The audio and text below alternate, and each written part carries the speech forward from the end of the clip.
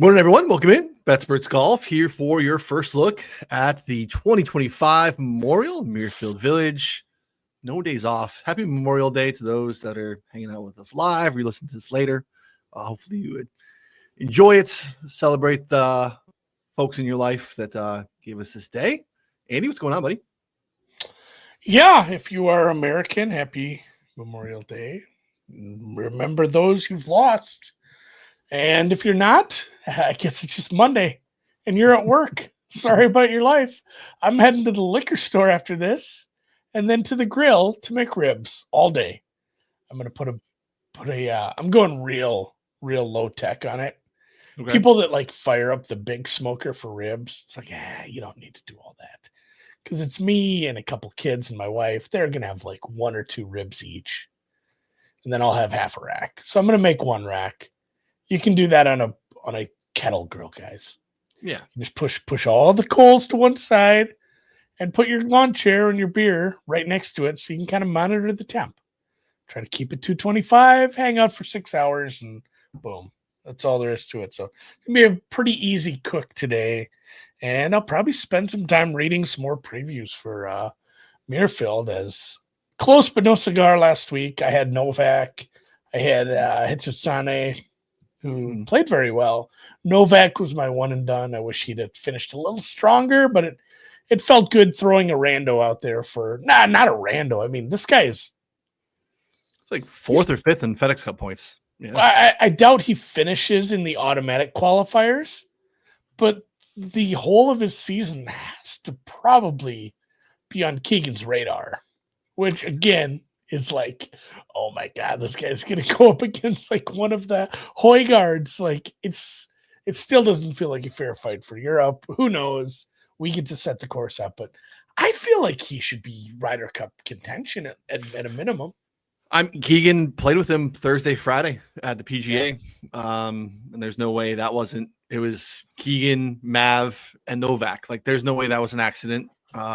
So yeah, I mean, that's, there was JT, Poston and Griffin, tweets over the last handful of days. And it's just like, it just screams Europe. Like, if you want to be like, yeah, this Ben Griffin win solidifies him on the Ryder Cup on the inside at this point. It's like, oh, jeez. I mean, look, he's solid, right? We like him. This is a very pro Ben Griffin show. He hits it further than people think. He's solid, but like for him to be in late May feeling like maybe in pencil on the Ryder Cup team, it's like, man, plus 150 still out there on the Euros. Just really he's great, but sure. Bethpage ain't the Charles Schwab, No, it's a whole different beast. Different. I know, yeah, we get to set it up. It's not like, well, let's set it up easy because we brought Ben Griffin. Like we have to set it up to play pretty tough and challenge the Euros as well. So yeah, it just feels like kind of a lull in our talent pool, I guess. Look, we thought it's not like they're bad golfers. It's just the European team is just a lot tougher right now. I think have like a handful of young guys that I maybe thought that they would be ascending at this point, right? Like just, Nick Dunlap's won twice on tour at like 21 years old. You thought maybe, there was a case even last time. It's like, should we get some of these young guys some reps? Like, how do we not take Akshay to the President's Cup, get him some reps? And these guys are just kind of spinning their tires. 5 years ago, you're kind of penciling Matthew Wolff in for a couple of these. 1,000%. You are, yeah. Without doubt. Like, nope, you've lost your way, son. Yeah, I'm still hopeful that you can get, a nice little summer run for a handful or one or two of these guys that put themselves in the mix a little bit. I still will bang the table. Let's wait and see what we get from a young Luke Clanton here starting next week at the Canadian. See how he finishes down that, again, a test of golf that's not massively, resembling what we're going to see in New York at Bethpage with like Detroit and Minnesota, in the John Deere and stuff like that. But I don't know. Let's just wait and see what we get. Hopefully these things emerge. We always have a handful of these guys every year that seem like, oh, we have to have the Lucas Glover discussion or the Billy Horschel discussion, or what do we do with these guys? So maybe we can get some of these younger guys maybe playing better golf, or maybe someone like Big Tone who just is, got a ton of reps and isn't going to be necessarily scared of the moment. Like they start just playing better golf, and you feel a lot better about, Tony Finau in that mix than you would say Davis Thompson or Ben Griffin. Well, and I'd love to go back and actually look at my bet on this to see what day I placed it, but I feel like we're at kind of a similar point in the calendar where it's like, hey, Abear is good, but he's really going to make the Cup team, and he was like 4-1. I had a small bet on that. It was the whole reason I watched the whole press conference, the announcements, like because it felt like it was going to happen. But I mean, there's a lot of time yet. That's what I'm saying. Like somebody can definitely set themselves apart in the time, and not like he wasn't doing that already. I think at that point he maybe won on the fall swing, and had some good results, and there was kind of an opening as well. That feels like that's the case with the bottom 4 spots for the U.S. team. There's plenty of door wide open for someone to really have a nice June, go out and maybe outduel Oakmont more than we thought they would, have a nice top 10 finish there, and then build off that and have a nice summer and be like, hey, this kid belongs. This kid's going to play on the team. It's funny, I don't really know who that is, but it'll be interesting. I mean, we had a nice showing from Thor. I don't know why we love speculating about the Ryder Cup so much. It's just such a fun event. Yeah, it's fun. And then there's, obviously the team element of getting picked and who gets left off. I mean, it's the same thing. It's, March Madness. We love selections. We love discussing who was left and, should have been on the team. I mean, the Euros are going to have that problem. There's going to be some good Euros that have a case that are not going to make this team. Like Aaron Rai comfortably on the outside looking in, and I feel like we'd love to have Aaron Rai on the U.S. side. Like, even though it's not a great course fit necessarily, like there's some really good Euros. I mean, it's a good problem for them to have, and that's kind of why I think we've been there the whole time. I mean, I think I'll feel pretty good about our top 6 on the U.S. side when we get there, but after that, it gets a little bit bleak. So it's a little murky. Any other thoughts from Colonial?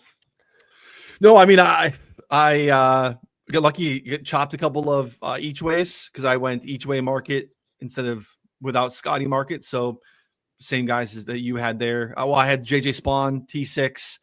I had Hisasune T6. Novak makes that putt and pars 18. He's another T6 tie. So, kind of basically got my stake back and a little bit more for the week. That's kind of how. I was going to say that hit Tsune top 20. That was nice. Like you said, hey, some of these long shots you gotta sprinkle some positional stuff too if you really believe in them. And I didn't believe in them as much as I thought I would coming into the show, and you really talked me into it. So it was nice to see him play well. Otherwise, Texas golf kind of sucks in general. Like of the 3. I mean, I like Colonial. I like Memorial Park. I was going to say this is the best of the 3, I think, in my mind, as far as a course. And I love Memorial Park as well, but it's just like none of them really move the needle for me. Yeah, I think they could do some different things to Memorial Park to continue to make it tougher. That was a fun event, but Scotty just has the putter got cold. The putter's not really been cold all year, but still, again, like you're talking about, not his best and was very much in the mix. The guy's got nothing but top 5s at Colonial. Just does not, does not have a car, does not have the fancy car, does not have the 6-foot, trophy. I remember you did some trophy research in the past. It's a big ass trophy. Like that's, I want to see JJ I emailed them. Yeah, it was. I emailed their like, whoever's in charge of the tournament asked how exactly. It was like 48 inches, man. It was a 4-foot trophy. Yeah, that is a a middle schooler. Like it's a decent sized trophy. And then I think it was a Range Rover, a Land Rover. It was a 92 that the car was. Yeah, it looked pretty sweet. Cool. Yeah. I think my favorite one is still the Jeep that they gave up. Or no, excuse me, Bronco. The old Bronco that gave the Bronco up. Was badass. That thing was pretty sick. So I don't know that we learned a lot about anybody. I mean, it was the same thing. Scotty had some cold moments, and then he can play like that. Suddenly top 10. We get the same as it ever was performance from Fleetwood. Just, hey, guess what? You're in the top 5. And it's so funny. People want to litigate that so much and talk about it. It's just like golf is hard. He's a very, very good golfer. Like I think it's a positive. It's almost like winning golf tournaments feels very random at times. Where it's like, hey, he dunked one from the fairway. He putted a little better than you did. Otherwise, if you look at the scorecards, you look at the SG, it's like you guys were pretty similar. But it took a little luck and a little, just here and there on the putting green to win this tournament. And just Tommy's I think he's on the wrong side of variance. And it's not a huge sample of golf, or it's not a huge sample. It is a big sample of golf, but in the general term of like numbers, it's not some huge sample. It just, hey, he's a really good golfer who just hasn't had the best day out of everybody, but he's always having good days. He's always having great days, and he's top fiving a lot. So it sucks for him. I'd love to see the poor guy get a trophy. He's obviously won in other tours, but you continue to put yourself in the mix. I think he's a great fit for Memorial, but I mean, it's just really hard to pick him because based off of those finishing positions, he's always 30 or shorter in the outright market. And you're calling your shot on something that's literally never happened before. But it can be as little as a weather wave, right? Like even subtle weather wave. You're just not in the advantageous first round wave, and your afternoon group plays a half a stroke or a stroke over, and that's a subtle difference. So I got really mad for a minute because that putt that sat too long on the 72nd hole and eventually fell. I thought it was 10 seconds. I thought that sat there way too long. I didn't care about that. It had pushed Hisasune and Spawn from a T6, which would cash to a T7 on outside the each way market for myself. So I was just mad that was going to cost me some money. And then eventually the Bobby Mack bogey on 18 brought my guys back into the mix. So yeah, it's tricky. The way the rules written is extraordinarily vague. It's not even 10 seconds. It is, the rule says like an appropriate amount, a reasonable amount of time. I think it says something like that. So like it's not even 10 seconds. Like I know Nance started counting, but the way the rule's written, there's no violation of the rule there whatsoever. It's appropriate amount of time could not be more vague. You're not gonna win that argument and relitigate it based off of that. That's for sure. So good for Tommy. Another backdoor T4 finish for him, and cashes a nice check. So not as nice as the checks that are going to be cashed this week in Ohio at Jack's Place for the Memorial. Siggy, our last 2 more signatures. Yeah. Second to last. Our last cut, Siggy, right? This is the 50 top 50 in ties. Do not see the weekend. So, a little bit more strategy in terms of one and done, in terms of DFS, because a cut is involved here. So Scotty is here. Rory is not. Choosing to go to Canada again instead of coming here to warm up for the U.S. Open, which is interesting to pass up on the signature event again. I thought originally this again. I don't know what the rule is. This could be another softly written rule that you basically were allowed to skip one signature event. This is 2, so I'm not sure what's going on here. I think you can pay a fine. Okay. Somebody, I believe a couple years ago, the first year they did it, somebody had to pay like a fine for not playing enough of them. Okay. And I think he's fine bank count wise. I think he's okay. Like from, just generally. So if he does have to pay a little bit to, if this is his team, his focus, this is how he wants to approach Oakmont, he's got the money to do it if it does end up costing him some. I don't know that it's a better test. I think this is obviously a tougher course. This is probably closer to a U.S. Open course than what we'll see in Canada. But the new kid, track they're playing this year, TPC Toronto, which I guess is nowhere near Toronto. No, it's way out in the burbs. Yeah, it's that I was going to say it's a good setup for him, but it looks like they took a course from Puerto Rico and put it in Canada. Like it's a resort course. It's a long bombers course, and I don't know that it's going to be terribly tough. He probably top fives it without even having very hot putter. So I get it, but I don't know. Maybe he's taking some time and checking out. Maybe he's at Oakmont right now. Yeah. Maybe he's spending this week going and figuring out the course, because it's a better comp course even than Memorial for Oakmont is Oakmont. Like actually going there. So, yeah. But yeah, focusing back to this week, it is a tough course. There's a bunch of water, tiny, quick, undulated greens, nasty ass rough. And we've seen they can, similar to a major, they can move the slider pretty hard here. Because I'll never forget the workday, the weird one-off that we had in 2000, where they actually played this course 2 weeks in a row, which I don't know. Hundreds of years of golf we could watch, and I don't know if we'll ever get that again on the PGA Tour. We'd need another pandemic, and even then, be like, hey, let's not do that. That was weird. But the workday was set up pretty easy, and they kind of took the course apart a little bit. And I don't know if they took offense to that as the superintendent and the general management crew, because that was the year, right? Shit got cranked up, and suddenly it's like, oh God, it was like a U.S. Open, and it was fun. That was a really fun tournament. I don't think we'll see that this year, but obviously from last week to this, it should be a sizable ramping up in difficulty. Yeah, we had what was that? Yeah, Rahm. That was he had Morikawa and 19 under win the workday. And then the week later, you had Rahm at 9 under win the Memorial. So on the same Morikawa, course, your defending workday champion. Yeah, tore it apart in 19 under, and then 10 strokes difference. So yeah, I'm pretty massive renovation here a handful of years ago, and it's been I think what a really successful renovation. And Jack's continued to tweak this course almost every single year. And it's a fantastic test, I think, in what they want to do. Big, wide fairways. So there's soft landing spots for these guys off the tee.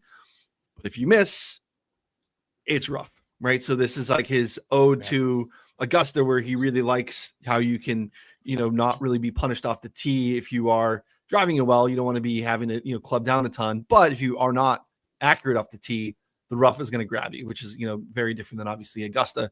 That's going to get you more with side hill lies and angles, and this is just going to be thick, gnarly rough that is going to make it really, really hard for you to get the ball to the hole. And as you said, part of the renovation, the major one a few years ago, was putting sub-air system in under the greens where they can really cook these things out, and they're super small. So playing almost 7,600 from the tips with thick rough and small and fast greens. His goal of having pretty much every club in the bag matter is kind of been what we've seen here the last couple of years with single-digit scoring, winning here with Hovland and Scotty the last 2 years. That's pretty much it.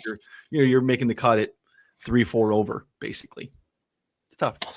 Yeah, and as much as I hate this, and we went to this a little last week too, there is a bit of course history push here where it's like guys who get it, guys who've played this course well tend to play it well again. I think, if you are a Hovland guy, you're almost certainly betting him this week because he has played well here. The rest of his numbers look pretty good. And it's the whole dichotomy of around the green where it's like, hey, there's a short, quick, little collection area with short grass, and the balls can end up, 30, 40 yards out sometimes. Where it's like, no, he misses this little green. It's going to be 6 yards off the fringe, and it's going to be sitting up in some tall grass. Like, there's a big difference in around the green. So some of the guys who do struggle with that, you're going to be hitting from the long stuff a lot. And it seems to be a lot easier for those guys who struggle to control and spin the ball how they want to when they do miss these greens. So, like, I don't know. I don't know who you expect to be popular this week, but I kind of expect to see a lot of Hovland tips, I guess. Yeah, I think we'll see a lot of Hovland. I think we see a lot of Morikawa because he's played really, really well here, even outside of the the kind of same bucket. Because even though it is a long course, accuracy off the tee, I think does matter. You do have to be playing from the fairway. So it is kind of a tricky spot. He's such a good long iron player. I think you see a lot of Morikawa on tickets this week, even though like short-term form has not been as great. But I think he's probably I'm swimming around it, and I haven't been on Morikawa in a very long time, and I'm considering it this morning. I have not made it because it obviously changes the way that you make bets for the rest of the card because he's 16 to 18, right? That's an expensive ticket. So I think he's probably one of the more popular ones. But let's take a look at the our course stats page here, which I think is a good way to look at it. Update, you can see par 72 stretched out 75, 9 or 69 off the tee. Parkland style, everything's difficult scoring, a lot of water all over the place. You got fast bent grass greens that are really small. Mix of that Kentucky bluegrass, some fescue there in the rough, which is going to be obviously grown out. Looking to how they're doing off the tee, pretty flat in terms of a lot of the stuff is flat. I looked at it here this morning, but everything's difficult to gain. Difficult ball striking, difficult off the tee, difficult on approach. Definitely a high rough penalty, which is something I've incorporated in my model here over the years. Greens and reg is a little bit below average. It says average here, but we're tinkering a little bit below, especially when you're coming from the rough. Difficult to gain around the green, scrambling, all this short game stuff is difficult. A lot of bunkering. Putting is easy, mostly because you just have really small greens, so it's really hard to leave yourself with a lot of lag putts because they are so small. But everything is difficult from your par threes, par fours, par fives. Par fives are only birdie holes. You can see some corollary courses: Augusta, Innisbrook, Quail, Potomac. Which is always interesting. Potomac pops up. We just saw it once. Torrey South, Bay Hill, long courses. These are just for the most part some stretching courses that will grow up the rough. A lot of red in terms of your average score. Your green is just your par fives. You can make some eagles there on the 15th. That's your only shot there. Otherwise, your birdie rate is pretty flat across the board. I don't think we have do we have a name for 16, 17, 18? We should probably, because they're the 3 hardest holes on the course. And they play very difficult. You can see here, basically, a third of a stroke over par on average here over the last handful of years, coming home 16, 17, and 18. So tough golf course. Anything in particular you want to add on the course? We can get into some of these metrics here. No, I think it's like the 5th longest. It is a long course that still demands accuracy, which is fun because sometimes you get into some of those courses where it's like, hey, it's long, but you just kind of hit it as hard as you can anyway because it doesn't matter. So bombers plus accuracy. You do need total driving here. Yep. The fairways are kind of wide. Yeah, they're wide for sure. It's like a 30-32 ish, but still, it's such a long course. You're having to try to drive it so far that you can end up in trouble unless you have a nice little fade that puts it right where you want it. And if you do end up in trouble, you're in kind of bad trouble. There's water. I think 10 or 11 holes have water. It's going to come into play a bunch. And like we said, if you don't end up with a really good drive, the trouble isn't so much, I'm in the rough and it's impossible. It's not impossible rough. It's tough, but the greens are small. It's one thing to be hitting into a 8,000 square foot green from the rough. These are small, they're stiff, and they're hard to hold for the most part. Like, if you miss the fairway, a lot of times it's like, well, I'm trying to get up and down now, essentially without even of hitting your approach shot. Like, you're probably scrambling for par in a lot of these holes. So you do have to be pretty good around the green. That helps. Like you said, the 5s are not easy. There's the one, but the rest of them are it's not like they're easy 5s. There's not going to be a ton of eagle putts. And, like we talked about the long irons, 175, 200. Even if you are long, there's going to be quite a few long irons that you need to be very accurate with because of, the small greens. Yep. Yeah. When you look at the distribution of that, we'll do it here in a second. It's pretty flat. You basically need all of it, to your point. You can see here the last handful of years, 320 plus yard drives, pretty flat. Driver usage, pretty flat. Standard driving distance, pretty flat. Accuracy, was up a little bit last year, so maybe some more clubbing down. We'll see with some variance year to year here since the remodel. Good drive percentage. Everything's just kind of a little bit below average. Good drives, obviously incorporating greens and rag, which is, to your point, harder because of the size of them. And you can see that here too. 53.6% greens and rag here last year. Basically over the last 5 years, greens and rag 10% less than a standard PGA Tour event. It is noteworthy. You are finding it from the fairway about 10% less than you do on a standard PGA Tour event. You are finding it from the rough about 15% less than you are from a standard tour event. So that's tough, right? That is, you're even in the fairway and you're still, 1 out of every 3 shots, you're going to miss the green. So is a tricky week where you will need a little bit of everything. You do not see a lot of aggressiveness. We did not last year as a signature event in terms of going for the green. See a lot of guys taking these par 5s and playing them into 3 shots. Even when you go for it, it's being hit significantly less, and you're not necessarily being rewarded for it at a higher rate either. So again, this is why we have a single-digit under par winner, which is lovely. It's nice. Mix in a little bit of difficult golf, difficult scoring. Yeah, and as you mentioned, it's a good closing stretch because it's tough too with a long par 3 over water.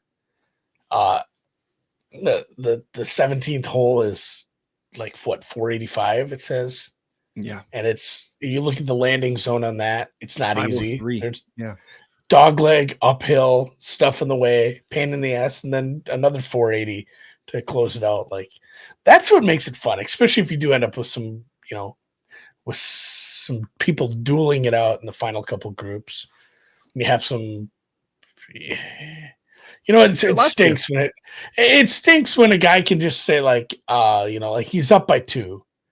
There's a path to just play this hole for par, like a very easy layup, a very easy approach shot, and he's just gonna go tap in his 2-footer. Yeah, it is fun, right? When you do have to navigate your way around those and protect your lead. So it's like you said last year. Yeah, we got Hadman was kind of in the mix. He kind of right before this had I think found the water and played himself out a little bit, but he was kind of a 3-man little run here. I think 23 was Hovland and Denny, or my click on that here. Hovland and Denny in the playoff. Scotty was in the mix there too. We've had some of these runs. Horschel, Aaron Wise, I think was was 2022, if I'm remembering correctly. My guy Wise. I thought we were coming, Andy. I thought my guy Wise shows up to Memorial, competes in that field with those guys. I'm like, it's coming, man. Here we go. And then my dude's on the Corn Ferry Tour right now, so hopefully he's coming back here soon. But yeah, we've had strong finishes. He's pegged to come back, isn't he? I thought there was some Aaron Wise. Yeah, no, he played. Maybe he played in Craig Ranch. He did have a PGA Tour start recently. So, we'll see. This is definitely I was definitely in before this. And once we had this, I felt validated that it was coming. But it is not come for Aaron Wise, injuries, bad golf, but we'll see. We'll come back to my guy.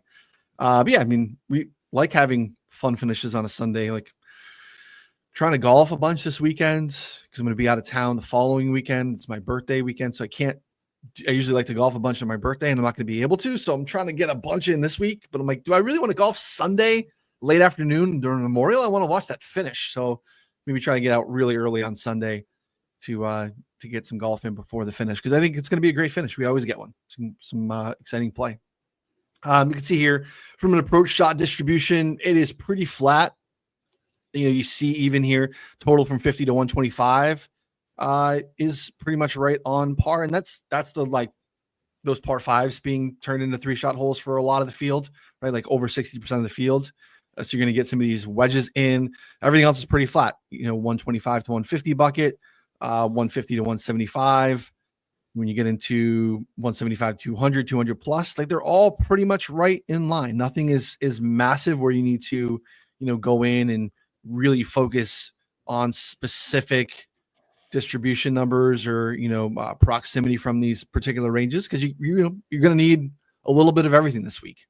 So I think I like those weeks a little bit more than most. Yeah, you can kind of get into this too on the stats page if you wanted to get into proximity around the green. You saw everything's difficult. Putting ranges are going to be tough because, like I said, small greens. So you're not going to have a lot of long lag putts or anything like that here. Everything is pretty difficult. So let's look into the rabbit hole. Just look at a couple different things here before we wrap. Again, Andy and I will be back tomorrow to dig into a little bit more, have some more discussion on bets. Just want to continue to our first look. Ron's out on vacation, hopefully enjoying himself with the family. Probably still finding like up in pure Michigan. He's writing somewhere in the bathroom, as he always takes these extended bathroom breaks with his family, brings his laptop in there and starts, working on some charts and some data, as we know he always does. Hopefully he's unplugging a little bit here, but yeah. What do you want to look at here real quick before we wrap? What do you think the most important thing is? Is it just cliche second shot course? I don't want to build a whole model right now. We're not building a model. I got to go buy some cheese. I want to make some mac and cheese with the ribs. Oh no, we're not building a model. It's long and very long and difficult to very difficult. Yeah, you could even say strong and very strong fields. It's not something I love because I think it's kind of for the most part there. But I mean, if I'm just building, if you only select long and very long, you're going to get some resort courses. Correct. But if you select long and very long plus difficult and very difficult, you're going to get some of these tougher long courses like Muirfield that have played, for the most part, signature events. Yep. And you're gonna get the tough fields. I built an approach only model last year, it looks like. Scotty's still number one. It was just like a rolling approach one, and if nobody knows kind of what I call a rolling approach one, it's like I do the last 50 rounds of approach and the last 24 rounds of approach and the last 12 rounds of approach, and then I actually mix in the same kind of blend with greens and regulation. And Scotty's still number one because it's Scotty Scheffler, but Sepp Straka, who I don't know is getting the love. He along with Mr. Griffin, is a multiple winner on tour this year. It's Griffin, Straka, Scotty, and Rory, I believe, are the guys who've won multiple times. Sepp Straka, strong ball striker. I'm gonna have to dig in on him a little because he wasn't a name that really I really thought about it all this week. You want some confirmation bias? I mean, here's last year's leaderboard. I know. That's the only thing I've looked at so far. I want to look a little deeper, but Sepp Straka is, God, bookmaker doesn't have odds up yet. And this is why I don't do the Monday show, guys. But 40, 45, something like that. Yeah, it's kind of where it is. Well, here, we can look here at shout out to our friends over at Gambly. Scotty's out there at 3. Let me refresh this just in case it's changed in the last half an hour because things move on a Monday. Scotty 3, Xander at 16. You can see on MGM, Morikawa out at 18, 16 in most other places. Cantley, solid history, 20. JT's out there at 20. This Ludwig 25 is just slapped me in the face. I don't even like. It's just so weird for me, and I get it. Like Cantley's got some solid history. Just no world that I'm ever betting Cantley at 20 when Ludwig's available at 25. Again, personal preference. Tommy at 30. Hovland has already been beat down a little bit. I think there were some 35s early. DraftKings is doing this thing where like they're getting in a little bit on Sunday, which sucks because they will not take a full bet from anyone. And then it's like people bet it and it shapes the market elsewhere. It sucks. But 30s on Hovland. Corey at 33 is the longest. Some solid course history here as well. Hideki out there as long as 35. He's tempting. He's just so hit or miss. Lowry at 40, Jordan at 40. Berger let a lot of people down last week. He was very popular at 45. Here's Sepp, 45. It's the best number too because we are as short as 28 on MGM, which is very interesting. Siwoo, Sanjay, Henley, Fitz, Burns, Big Tone, Denny with some nice history here, Keegs, and Ben Griffin going for his third win of the season there at 60. So those are some of the. Can you imagine? Can you imagine? I'm interested in Hovland even at 30. I'm interested, like you said, Bear 22 at Bet Online. What do we got here? It's like 22 pretty 22 to much everywhere. 25. Boy. I know that the form has been a little rough, and maybe you get a little better number, but boy, it's a course that sets up well for him. If his form was even okay, right? He's probably like 18. 16. Yeah. Yeah. He's in the Morikawa range. Yeah, he's totally. I have a hard time on that. Like, considering the Morikawa, 25 is hard. I know he's not been playing well, and I know, I get it. Like, same thing. Morikawa's not been playing particularly well as of late either. So, I've been on set both times for the win, which is awesome. I feel like I'm really pressing my luck to go to the well for 3 SEP wins before June, but playing really good golf. I felt, SEP is playing good golf. It popped in my head too, and I was thinking about just, before doing any data, so I'm just like, okay, some accuracy off the tee, great irons. I mean, his irons have been awesome this year. Keeps the ball in play. Short game can be, but to your point, it's a little bit mitigated. It's hard, but because of these smaller greens and the thicker rough, like he's of interest. I made one bet down this morning, still available at 55. But my boy Keegan's playing some pretty good golf. Oh my god! And high ball flight. He's gonna play like we win a Memorial, Andy. We'll come back on next Monday, or we're talking about. Oh god. Keegan's got to be on that team. So that's my only bet so far. Yeah, nothing for me. I almost certainly will play Straka. Like I said, my little approach model, if you want to hear top 10 quick, it's Scheffler Berger number 2, which is fine. Straka, Cantlay, Aaron Rye, Corey Connors, who's never going to not appear in the top 10 of an approach model. It's true. Lowry, Matty Schmid. Fun one from last week, played awful well. Justin Thomas, and then 10th is Victor Hovland. Last week's winner, Ben Griffin, is 11th. I'll make a full model yet, probably this afternoon. Which take the laptop up outside while I'm inhaling the smell of cooking pork and work on some golf stuff. It always feels like it makes sense to have it this week, but you lose Monday. And everything's just such a scramble, not just for content, but for research and work and betting and everything. Tomorrow's one of the worst days of the year for like work. So it's like, man, it's not some throwaway tournament where we can just be like, hey, I don't know, let's bet Ricky at Detroit. Yeah, losing a Monday for us is a little tricky. But looking here, this is the last 2 years. Long and very long golf courses, difficult and very difficult scoring additions. See, Scotty separates about a half stroke above everyone else. Xander's right there at 2. Colin, Russell Henley, Ludwig, Hovland, Tommy. That makes a ton of sense. Here's Novak in a smaller sample because he's not played a lot of. He plays a lot of the softer events. Doesn't get himself in to those. So not a ton of surprises, I guess. Smaller sample stuff from Gracerman or Bridgman, I guess, would surprise some people. I mean, Matty Schmidt's just got those 8 rounds, which is real small. Denny, that putter is doing some heavy lifting here. You can say the same for Gracerman and Harris English too, but man, Denny, 1.14 strokes gained putting in the sample, and is not enough to get him above a single stroke tee to green or off the tee. So, yeah, this is, I think, just a great resource to start and look at, and you're not going to be surprised at the names at the top. So we'll build some models. Again, you come in here, if you're using the rabbit hole for the first time, you can view expert rankings here. I have mine up, which I got to tinker with a little bit. I basically pulled last year's forward and, made one little switch. I'll probably go through that a little bit more today. You can see John Hasselbar, PGA Tout, has his up. Andy Lack of Inside Sports Network, Inside Golf Podcast, he has it up. So you have a few already if you want to take a look here on a Monday for Muirfield Village and the Memorial, kind of poke through and see what other people are doing. But that's all I got, buddy. Yeah. We'll be back tomorrow, 10 a.m.